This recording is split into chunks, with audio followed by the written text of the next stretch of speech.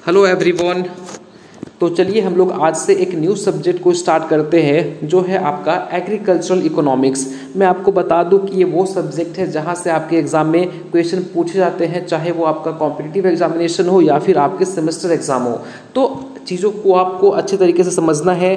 आप इकोनॉमिक्स को या फिर एग्रीकल्चरल इकोनॉमिक्स को अच्छे तरीके से तभी समझ पाएंगे जब मेरी दो बातों को आप फॉलो करेंगे पूरे के पूरे सेशन के दौरान। पहली बात कि आपको बिटवीन क्लास कुछ भी नोट डाउन नहीं करनी है। मैं आपको बार बार बोलता हूँ कि क्लासेस के बीच में आपको कुछ नोट नहीं करनी है। आपको सारा का सारा पीडीएफ में मैं प्रोवाइड कर दूंगा। ये पीडीएफ कहाँ मिलेगी सर? ये पीडीएफ आपको हमारे टेलीग्राम ग्रुप पे मिल जाएगा। अगर आप ज्वाइन नहीं किए हैं तो घबराइए मत, लिंक डिस्क्रिप्शन बॉक्स में गिवन है, जाके ज्वाइन कर सकते हैं।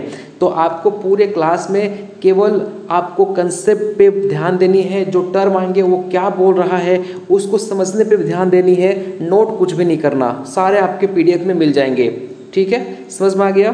तो और अब बात ये रही कि सर यहाँ पे हम इकोनॉमिक्स क्लास 10th में पढ़े थे, यहाँ पे एग्रीकल्चरल इकोनॉमिक्स है सर, हम पहली बार सुन रहे हैं। तो देखिए हर कुछ वही रहेगा जो आप इकोनॉमिक्स में पढ़े हैं ना, वो सारा कुछ वही रहेगा, बट हम यहाँ पे ज़्यादा फोकस करेंगे एग्रीकल्चर के ऊपर। मतलब कुछ कमोडिटीज़ हो गए, कुछ आपके मार्केट हो गए, तो उनका फोकस हम उसको लेके आएंगे इकोनॉमिक्स के टर्म्स में। मतलब कंसेप्ट वही रहेगा लेकिन ज़्यादा बातें हम एग्रीकल्चर के प्रोस्पेक्ट से करेंगे।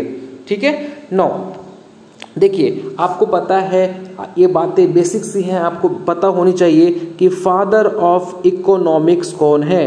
ठीक है, यहाँ सब सारे मैं शॉर्ट्स में लिखूंगा, नोट्स में लिखा रहेगा। फादर ऑफ इकोनॉमिक्स कौन है? बिल्कुल सही, एडम स्मिथ हैं। ठीक है, और चाणक्य ने इस इकोनॉमिक्स को अर्थशास्त्र कहा था। मैं फिर से रिपीट कर रहा हूँ, फादर ऑफ इकोनॉमिक्स कौन है? Adam Smith. और किसने इस इकोनॉमिक्स को अर्थशास्त्र कहा था? तो चाणक्य ने कहा था। कई बार ये एमसीक्यू बन के आ जाते हैं, इसलिए मैं आपको यहाँ पे बता दिया। ठीक है, अगर मैं बात करूँ कि भाई जो आपके इकोनॉमिक्स हैं, इकोनॉमिक्स के आपके दो अप्रोच होते हैं। ठीक है, एक होता है आपका ट्रेडिशनल अप्रोच, एक होता है आपका मॉडर्न अप्रोच, है ना।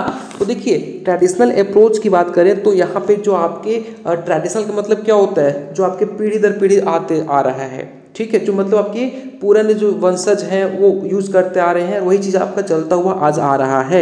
लेकिन मॉडर्न अप्रोच की बात करें तो आज हम बहुत कुछ चेंज आ गए, सिस्टम में बहुत कुछ चेंजेस आ गई। तो जो रिसेंट का जो अप्रोच है उसको मॉडर्न अप्रोच बोलते हैं, और जो आपके पीढ़ी दर पीढ़ी चलते आ रहा है उसे ट्रेडिशनल अप्रोच बोलते हैं। अब इसमें कुछ इंपॉर्टेंट से आपके पॉइंट आएंगे।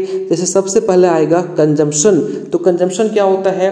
जब आप मार्केट जाते हो और मार्केट में आप मार्केट जा रहे हो, दैट मीन्स कि आपको कुछ ना कुछ चीज़ें की नीड होगी और जाके उस चीज़ को आप परचेस कर लेते हो। तो परचेस करने के बाद जो आपको सेटिस्फैक्शन मिलता है उसे हम कंजम्पशन बोलते हैं। जैसे सपोज आपकी मम्मी बोली कि बेटा घर में चावल नहीं है या फिर सब्जी नहीं है, मार्केट जाओ और जाके सब्जी लेके आओ। आप मम्मी की बात मान के कहाँ पे चले गए? आप मार्केट चले गए और सब्जी को ले आए। अब लेने के बाद जो आपको सेटिस्फैक्शन मिलेगा, जो आपकी मदर को सेटिस्फैक्शन मिलेगा, वो क्या कहलाता है? कंजम्पशन कहलाता है। ठीक है, दूसरा आता है प्रोडक्शन। अब जाहिर सी बात है कि आप कोई कंपनी मान के चलिए, आपकी कंपनी है, आपने इस कंपनी के अंदर कुछ इनपुट लगाए होंगे और इस इनपुट का यूज़ करके आप आउटपुट ले रहे हो, तो इसी को हम क्या बोलते हैं? प्रोडक्शन बोलते हैं। फिर आता है आपका एक्सचेंज। एक्सचेंज दैट मीन्स कि ये बात करता है सेल्स से। दैट मीन्स कि आप अगर मार्केट जाते हो तो आप किसी जैसे मार्केट में क्या होता है? म्यूचुअल ट्रांजेक्शन होता है ना। आप मार्केट के किसी को पैसे देंगे, बदले में वो आपको कमोडिटी प्रोवाइड करेगा, है ना। तो ये आपका आता है एक्सचेंज के अंदर। फिर आता है आपका डिस्ट्रीब्यूशन। डिस्ट्रीब्यूशन कहने का सेंस ये होता है कि जहाँ पे आप ये कंपनी लगाए हो, बदले में आपको वहाँ पे किराया देना पड़ेगा। जो इसके टैक्स हैं, चाहे जो रेंट है, जो वेजेस है, वो आपको पे करने होंगे। तो वो आते हैं आपके डिस्ट्रीब्यूशन के अंदर। ठीक है, फिर आपका इसी में एक और टर्म आता है आपका पब्लिक फाइनेंस। पब्लिक फाइनेंस जो होता है ना, वो दो टाइप के होते हैं। एक होता है पब्लिक रेवेन्यू, एक होता है आपका पब्लिक एक्सपेंडिचर।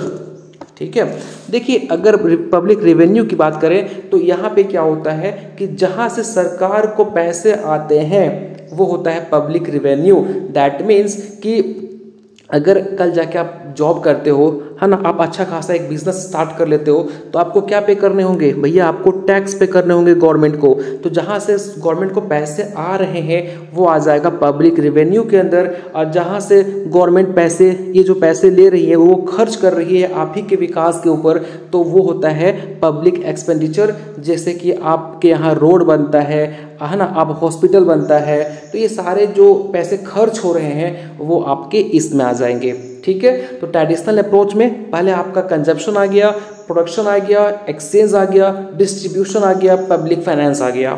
ठीक है, यहाँ तक क्लियर हो गया। नो, अब हम बात करें मॉडर्न अप्रोच की, तो मॉडर्न अप्रोच के अंदर कुछ इंपॉर्टेंट आपके टाइप्स आएंगे। मॉडर्न अप्रोच जो है वो फर्दर दो टाइप में हम इसको डिवाइड करते हैं। एक आता है आपका माइक्रो इकोनॉमिक्स, एक आता है आपका मैक्रो इकोनॉमिक्स। ठीक है, बस समझते चलिए, मैं शॉर्ट में लिख रहा हूँ बट आप समझते चलिए, है ना, कि भाई मैंने क्या बताया आपको कि मॉडर्न अप्रोच के अंदर इसको फर्दर डिवाइड कर देते हैं माइक्रो इकोनॉमिक्स और मैक्रो इकोनॉमिक्स।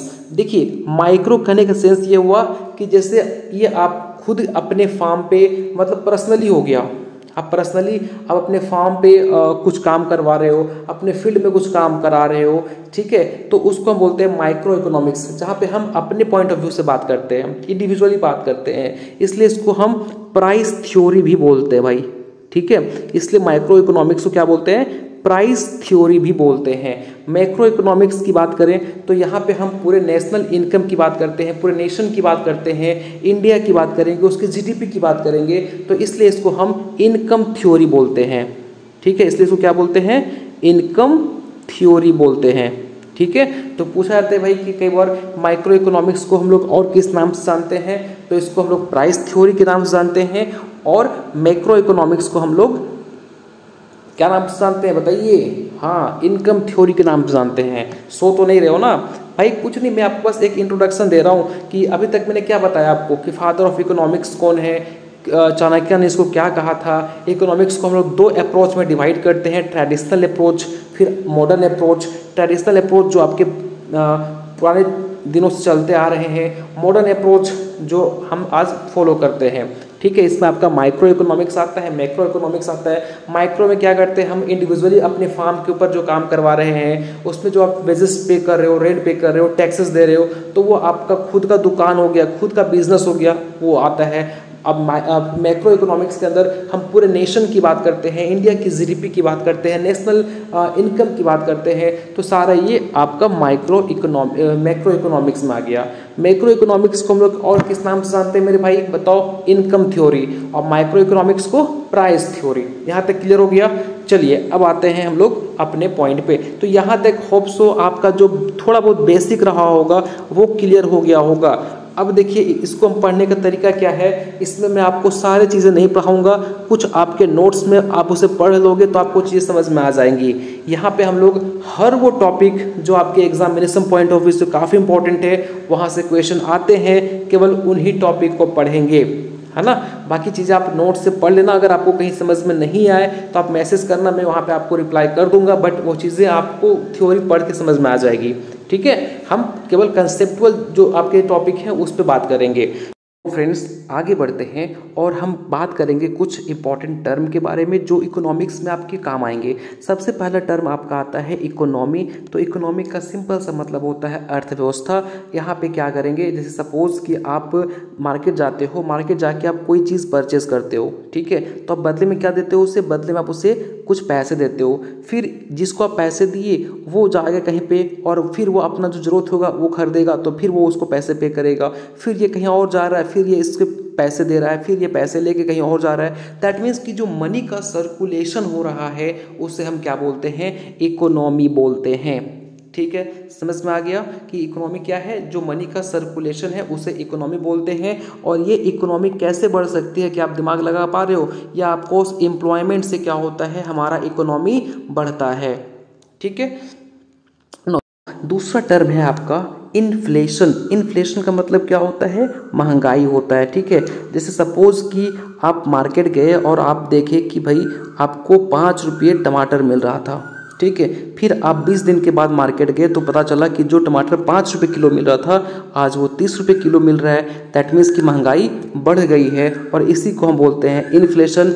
आगे मैं आपको इन्फ्लेशन के ऊपर एक कंप्लीट वीडियो लाने वाला हूँ जहाँ पे हम इनके बारे में डिटेल डिस्कस करेंगे। इनके टाइप्स भी होते हैं, डिफ्लेशन, स्टैगफ्लेशन, है ना। तो ये सब चीज़ें क्या होती है, इस सब के बारे में हम डिस्कस करेंगे। तो फिलहाल अभी इतना समझिए कि इन्फ्लेशन का मतलब होता है महंगाई। और यहाँ पे एक चीज़ और मैं क्लियर करना चाहूँगा कि यहाँ पे एक एग्ज़ाम के अंदर एक स्टेटमेंट आया हुआ था कि इन्फ्लेशन की वजह से जो मनी वैल्यू होती है वो डिक्रीज़ होती है। कैसे भाई, इन्फ्लेशन हो रहा है तो मनी वैल्यू डिक्रीज़ कैसे हो रही है? इसको समझाने के लिए एक अच्छा सा एग्जांपल लेता हूँ। जैसे सपोज़ कि 2023 की बात करें तो आप 2023 में पापा से आप 100 रुपये लिए और मार्केट चले गए। मार्केट गए और इस 100 रुपये से आपने 5 प्रोडक्ट को परचेज़ किया। कुछ भी खरीदे होंगे जिससे आपने 5 चीज़ों को खरीदा, ठीक है। फिर आप 2024 में पापा से फिर अगेन 100 रुपये लिए और फिर आप मार्केट चले गए और अब ये 100 रुपये से 5 प्रोडक्ट नहीं 4 भी प्रोडक्ट मिल पा रहा है आपको, है ना, क्योंकि महंगाई बढ़ चुकी है। तो अब बताइए क्या प्राइस का जो वैल्यू है वो डिक्रीज हुआ कि नहीं हुआ? ऑफकोर्स हुआ कि 2023 में भाई हमको इसी 100 रुपये से 5 प्रोडक्ट मिल रहे थे, लेकिन 2024 में इसी 100 रुपये से हमको अब 4 प्रोडक्ट मिल पा रहा है। तो अब हुआ ना, मार्केट मनी वैल्यू डिक्रीज हुआ कि नहीं हुआ? तो इसी स्टेटमेंट को वहाँ पे जस्टिफाई करने के लिए बोला था। होप सो आपको क्लियर हो गया होगा। आते हैं थर्ड टर्म के ऊपर जो है नेशनल इनकम। नेशनल इनकम को समझने से पहले 2 टर्म को समझना जरूरी है, एक सैलरी और एक इनकम। दोनों में क्या डिफरेंस होता है, क्या आप समझ पा रहे हो? सैलरी का मतलब होता है कि भाई आप कोई जॉब करते हैं और उस जॉब से आपको एक फिक्स्ड अमाउंट ऑफ एक कमाने को मिलता है, एक फिक्स्ड अमाउंट मिलता है। लाइक वो कुछ भी हो सकता है, 20,000, 30,000, तो वो आपका सैलरी हो गया, हाँ, जो आपको किसी जॉब से मिल रहा है। लेकिन इनकम का मतलब ये हो गया कि आप कोई जॉब कर रहे हैं, वहाँ से आप 10,000 रुपये कमा रहे हैं, फिर आप घर में आके ट्यूशन क्लासेस कर रहे हैं, उससे 10,000 रुपये कमा रहे हैं, तो और फिर कुछ और काम एक्टिविटी कर रहे हैं जहाँ से आप 5,000 रुपये कमा रहे हैं। सबको हम जोड़ देंगे तो ये कहलाएगा आपका इनकम कहलाएगा, ठीक है। और पूरे नेशन के अगर हम इनकम को जोड़ देंगे तो वो क्या कहलाएगा? नेशनल इनकम कहलाएगा, जिसको हम जीडीपी से काउंट करते हैं। अब मैं आपको पूरा इनकम के बारे में भी बताने वाला हूँ, ठीक है। तो सारा टॉपिक आएगा आपका, बस फिलहाल हम यहाँ पे एक इंट्रोडक्शन आपको दे रहे हैं। फिर आता है आपका डिमांड एंड सप्लाई। तो आप खुद ही सोचिए, आपको एक ऐसा एग्जांपल लेता हूँ, आपको मोस्टली ऐसे ही एग्जांपल समझ में आएंगे। जैसे सपोज कि आप का कोई परिचित है, आप उसके घर एक बार जाएंगे तो आपको काफ़ी ज़्यादा इज्जत देगा, अच्छे से वो खाना खिलाएगा, अच्छा खासा आपका मान सम्मान करेगा। लेकिन जब उसी के घर आप बार बार जाएंगे तो आपका जो इज्जत है वो कहीं ना कहीं डिक्रीज हो जाएगा, ठीक है। आपको उतना वैल्यू नहीं मिलेगा क्योंकि भाई ये डेली आता है। दैट मीन्स कि आपने क्या किया, आपने सप्लाई बढ़ा दिया। आप पहले एक बार आते थे तो अच्छा खासा आपको इज्जत मिलता था, आपका सप्लाई कम था तो भाई इज्जत मिलता था आपको। लेकिन आप इतना ज़्यादा सप्लाई बढ़ा दिए कि आपका वैल्यू ही क्या हो गया, डिक्रीज हो गया। इसी तरीके से मार्केट के अंदर भी होता है कि भाई आप जब सपोज कि मार्केट के अंदर टोमेटो है ही नहीं, मतलब मार्केट के अंदर टोमेटो का सप्लाई बहुत ही कम है, तो क्या होगा, डिमांड बढ़ेगा तो क्या होगा, प्राइस बढ़ेगा, है ना। ऐसे होता है ना। और फिर जैसे ही आप देखेंगे कि भाई प्राइस बढ़ रहा है तो और भी लोग क्या करेंगे, अपना इस बिजनेस को, बहुत लोग टमाटर को और बेचना स्टार्ट करेंगे एक दूसरे से परचेस करके, क्योंकि महंगाई है, पैसा ज़्यादा कमाने को मिलेगा, है ना। अब जैसे और लोग इसको बेचना स्टार्ट करेंगे तो क्या होगा, मार्केट में डिमांड सप्लाई क्या हो जाएगा मार्केट में, जब क्योंकि बहुत सारे लोग अब सेल करने लगे ना, तो सप्लाई बढ़ जाएगा तो भाई डिमांड कम हो जाएगा तो पैसा भी कम हो जाएगा। तो ये ऐसे पैरेलली काम करता है कि सप्लाई ज़्यादा है तो क्या होगा, डिमांड कम होगा, फिर आपका पैसा भी कम होगा। सप्लाई कम है, डिमांड ज़्यादा होगा, पैसा भी ज़्यादा आएगा, ठीक है। ये तरीका से चलता है ये। और कई बात ऐसा है, जो यूएसए की सरकार है, यूएसए की गवर्नमेंट है ना, वो क्या करती है, इसको हाथ लगाती ही नहीं है भाई, है ना। वो इस जो यूएसए का गवर्नमेंट है ना, वो इसको हाथ लगाती ही नहीं है, ठीक है, क्योंकि वो पता है कि ये चीज़ें वो हैं जो अपने आप कंट्रोल में आ जाएगा, है ना। लेकिन जो हमारा इंडिया का गवर्नमेंट है वो इस पर हाथ लगाती है। वो क्या करती है, आपको पता है कि उसमें एमएसपी ले आती है वो, ठीक है। तो वो कहीं ना कहीं जो यूएसए की गवर्नमेंट है वो ये चीज़ मानती है कि हम इसमें हाथ ना लगाएंगे, वो चीज़ अपने आप नॉर्मल हो जाएगी, है ना। कैसे नॉर्मल होगी, मैंने बताया आपको कि जैसे मार्केट में कोई चीज़ें का सप्लाई बहुत ही कम हो जाएगा तो उसका डिमांड बढ़ेगा, डिमांड बढ़ेगा तो लोग उसको देख के और भी उस व्यवसाय को अपनाएंगे, और जब व्यवसाय बढ़ेगा तो फिर मार्केट में सप्लाई बढ़ जाएगा तो डिमांड कम हो जाएगा तो पैसा भी कम हो जाएगा, तो चीज़ें अपने आप पैरेलली बढ़ती घटती रहेंगी। लेकिन इंडिया की गवर्नमेंट जो है वो इस पर हाथ लगाती है, वो ला देती है एमएसपी, ठीक है। तो आगे मैं बताऊंगा, डिटेल बताऊंगा एमएसपी क्या होता है, कैसे इसको कैलकुलेट करते हैं, तो पूरा इकोनॉमिक्स आपको मजा आएगा पढ़ने में, ठीक है। अगला आता है यूटिलिटी। यूटिलिटी मतलब कोई चीज़ों को आप कैसे यूज़ करते हैं, उससे आपको कितना सेटिस्फैक्शन मिलता है, ठीक है। जैसे आप 8 रोटी खाए और उस 8 रोटी को खाने के बाद जो आपको सेटिस्फैक्शन मिलेगा वो क्या बोलते हैं, हम यूटिलिटी बोलते हैं। आगे मैं आपको इसके बारे में भी एक कंप्लीट टॉपिक पढ़ाऊंगा जहाँ पे हम टाइप्स ऑफ यूटिलिटी पढ़ेंगे, है ना। Form utility, place utility, position utility, तो सारे आपको मैं डिटेल में बताने वाला हूँ। अब आता है गुड्स एंड सर्विसेज। गुड्स जिसको आप टच कर सकते हो, जैसे आप मार्केट गए, आप कोई टीवी परचेस कर रहे हो, फ़ोन परचेस कर रहे हो, तो उसको हम गुड्स बोलेंगे। सर्विसेज जो एक डॉक्टर प्रोवाइड करता है, एक नर्स प्रोवाइड कर रही है, कोई भी, जिससे कि आप देखेंगे तो जो आपका अमिताभ बच्चन है वो आपको मूवी के थ्रू आपको एंटरटेन कर रहे हैं, दैट मीन्स कि वो भी अपना सर्विसेज दे रहे हैं। कोई टीचर आपको पढ़ा रहा है, दैट मीन्स कि वो भी आपको सर्विसेज दे रहा है। डॉक्टर भी अपना सर्विसेज दे रहे हैं आपको, तो ये सर्विसेज होता है जिसको आप फील कर सकते हो, महसूस कर सकते हो, वो टच नहीं कर सकते आप, ठीक है। तो मोस्टली ऐसा बोला जाता है कि गुड्स जिसको आप टच कर सकते हो, सर्विसेज जो एक इंसान आपको देता है ना, थ्रू वर्क, ठीक, समझ में आ गया। तो ये जो टर्म थे वो आपको समझ में आए होंगे, इनके बारे में हम डिटेल आपके वीडियो लाने वाला हूँ, ये कंप्लीट टॉपिक ही है वो, ठीक है। देखिए एक बच्चे का डाउट है कि वो पूछ रहा है बार बार कमेंट बॉक्स में कि सर मुझे बताइए कि डेप्रिसिएशन का मतलब क्या होता है, डेप्रिसिएशन का मतलब क्या होता है, ठीक है। देखिए डेप्रिसिएशन का सिंपल सा मतलब है, जैसे सपोज कि आप 2023 के अंदर, है ना, 2023 के अंदर एक फ़ोन खरीदे थे, ठीक है। एक फ़ोन खरीदे जिसका कीमत था 1000 रुपये, ठीक है। और 2024 के अंदर इसी फ़ोन को आप बेच रहे हो 800 में, 800 के अंदर, तो ये 200 रुपये का जो आपका नुकसान हुआ, नुकसान जिसको बोलते हैं 200 रुपया तो कम ही मिला ना आपको, तो ये जो 200 रुपया आपको कम मिल रहा है ना, इसको बोलते हैं डेप्रिसिएशन, ठीक है। सिंपल सी बात है कि भाई 2023 के अंदर आपने एक 100 रुपये के फ़ोन खरीदा और 2024 के अंदर उसको आप 800 में बेच दिए, तो जो 200 रुपये का डिफरेंस आया उसी को हम क्या बोलते हैं, डेप्रिसिएशन, ठीक है।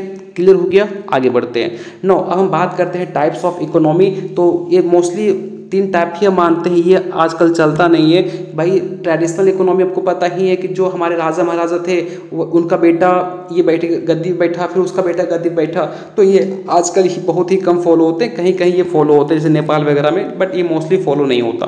फॉलो होता है हमारा 3 एक तरह का इकोनॉमी, जो है मार्केट इकोनॉमी, कमांड इकोनॉमी और फिर आपका मिक्स्ड इकोनॉमी, ठीक है। अगर हम बात करें मार्केट इकोनॉमी की, तो मार्केट इकोनॉमी क्या होता है, इसको समझने से पहले 2 और समझ लेते हैं ताकि ये जो है आपको आसानी से समझ में आ जाएगा। सबसे पहले बात करते हैं कमांड इकोनॉमी, ठीक है। कमांड इकोनॉमी क्या होती है, इसको हम लोग और किस किस नेम से जानते हैं। देखिए कमांड इकोनॉमी को हम लोग गवर्नमेंट इकोनॉमी के नाम से जानते हैं, ठीक है। इससे हम सोशलिज्म के नाम से जानते हैं, इससे हम कम्युनलिज्म के नाम से जानते हैं। तो ये सारे नेम आपके एग्जाम में पूछे गए हैं, ठीक है। आपके नोट्स में लिखे रहेंगे, बस आप चीज़ों को समझिए कि कमांड इकोनॉमी को और किस नाम से जानते हैं, गवर्नमेंट इकोनॉमी, सोशलिज्म, कम्युनलिज्म, ठीक है, ये नाम से जानते हैं। अब यहाँ पे क्या होता है भाई, मार्केट के अंदर जितने भी रूल्स रेगुलेशन होंगे वो गवर्नमेंट की होगी, मतलब जो गवर्नमेंट रूल डिसाइड करेगा आपको उसी को फॉलो करना पड़ेगा। हाँ मैं समझ रहा हूँ कि आप जैसे मैं ये वर्ड बोला आप माइंड में किसको ला रहे हो, आप वो नॉर्थ कोरिया का जो भैंस तो नहीं बोलना चाहिए, लेकिन जो नॉर्थ कोरिया का जो है तानाशाह, ठीक है, वो कहीं ना कहीं इसी चीज़ को फॉलो करता है, वो जो बोल दिया उसी बात को आपको मानना पड़ेगा, ठीक है। तो यहाँ पे क्या होता है, जितने भी रूल्स होते हैं वो गवर्नमेंट डिसाइड करते हैं और वहाँ पे आपको उसी चीज़ को फॉलो करना पड़ेगा। जैसे अगर मैं चाइना की बात करूँ तो चाइना के अंदर गूगल नहीं चलता है, या आपको सबसे सुन रहे हो, चाइना के अंदर गूगल नहीं चलता है, उसका वो खुद का वहाँ पे ब्राउज़र है, लेकिन वहाँ वो गूगल को यूज़ नहीं करने देते, ठीक है। वहाँ पर गूगल चलेगा ही नहीं, वो बैन है, ठीक है। तो वहाँ की गवर्नमेंट जो चाह रही है वो पब्लिक कर रहे हैं, वो करना पड़ेगा क्योंकि वो रूल्स गवर्नमेंट ही डिसाइड किए हैं। और इस टाइप की इकोनॉमी को हम क्या बोलते हैं, कमांड इकोनॉमी, जहाँ पे मेरा खुद का कमांड कुछ नहीं होता, ये गवर्नमेंट का कमांड होता है, वो जो बोलेगी हमें करना पड़ेगा। ठीक, क्लियर हो गया। दूसरा आता है आपका मिक्स्ड इकोनॉमी। देखिए मिक्स्ड इकोनॉमी में क्या होता है, यहाँ पे गवर्नमेंट और प्राइवेट दोनों मिलकर काम करते हैं। जैसे अगर हमें कोचिंग खोलनी है तो कहाँ कहाँ हम ब्रांचेस खोलेंगे, तो ये सिर्फ इसमें सरकार कुछ भी हस्तक्षेप नहीं करेगी। हमें मेरी मर्जी, हम जहाँ खोलें, लेकिन हाँ जो हमें टैक्सेस पे करने होंगे, जो रूल्स रेगुलेशन है वो मुझे फॉलो करना पड़ेगा। तो जो इकोनॉमी के अंदर गवर्नमेंट और प्राइवेट दोनों मिलकर काम करते हैं, दोनों के रूल्स काम आते हैं, उसको हम क्या बोलते हैं, मिक्स्ड इकोनॉमी बोलते हैं। और मैक्सिमम जो है वो इस इकोनॉमी को फॉलो किया जाता है। जो मैक्सिमम कंट्री है ना वो इस मिक्स्ड इकोनॉमी को फॉलो करती है। ठीक है, अगला आता है आपका दैट इज मार्केट इकोनॉमी। ठीक है, मार्केट इकोनॉमी को हम बोलते हैं प्राइवेट इकोनॉमी या फिर कैपिटलिज्म बोलते हैं।